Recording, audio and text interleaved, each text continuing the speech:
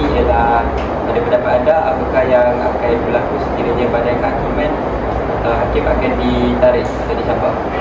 So, badan kehakiman merupakan satu badan yang bertanggungjawab untuk melaksanakan undang-undang, mengubah dan melaksanakan undang-undang di negara kita.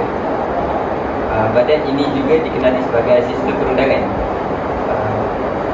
Ahli dalam badan ini biasanya dianggotai oleh magistrat dan para hakim yang biasanya dilantik oleh ketua negara masing-masing. Sekiranya badan kehakiman dicabar atau ditarik, ini akan memberi impak yang negatif kepada politik, masyarakat dan negara. Kerajaan mengakui sukar untuk menghalang mana-mana pihak bagi mengubah undang-undang yang telah digubal oleh kerajaan negeri. Ini kerana perihal tersebut perihal memfailkan permohonan untuk mencabar suatu undang-undang yang digubal parlimen kerana perihal memfailkan mencabar undang-undang yang telah digubal oleh kerajaan negeri telah difailkan dalam Akta 128/1/A Perlembagaan Persekutuan. So, kuasa kehakiman merupakan elemen yang penting bagi memastikan keadilan di suatu negara.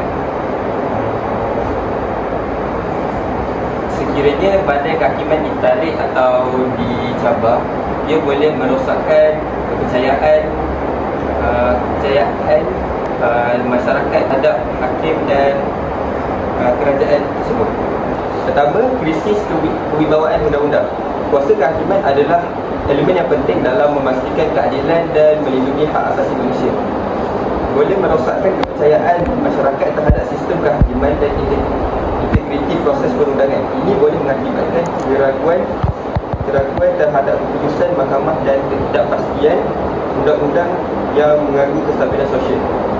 Sebagai contoh, pada tahun 2024, penggunaan Akta Hasutan 1948 bagi menafikan kebebasan bersuara termasuk membabitkan Tan Sri Muhyiddin Yassin. Yang kedua, pencabulan prinsip kedaulatan undang-undang.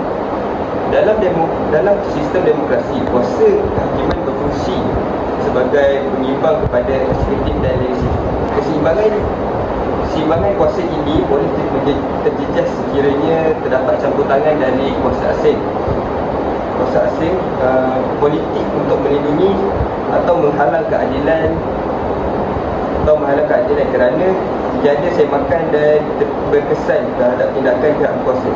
Sebagai contoh, kes Datuk Seri Najib Razak berkaitan skandal 1MDB ditentang oleh pihak politik kerana terdapat campur tangan oleh pihak berkuasa. Akhir sekali, hak asasi manusia terjejas. Mahkamah seringkali berperanan dalam melindungi hak-hak individu di sebarang penyalahgunaan kuasa. Sekiranya kuasa kehakiman dicabuli, perlindungan hak asasi manusia mungkin kurang, yang boleh mengakibatkan penderitaan terhadap rakyat, terutamanya golongan yang lemah. Sebagai contoh, pada 14 April 2024, Amnesty International melakukan pelanggaran hak asasi masa berluasa di Malaysia. Kesimpulannya, pentadbiran badan kehakiman haruslah bebas dari sebarang fitnah berjala, malah perlu dijamin bebas dari pegangan dan tunjuk pemimpin yang serta pengatur caraan kuasa asing agar halayak umum kembali yakin dan serta percaya. Tuntasnya adalah ditegaskan perlunya lembaga kehakiman yang kuat dan bebas dari pengaruh luar.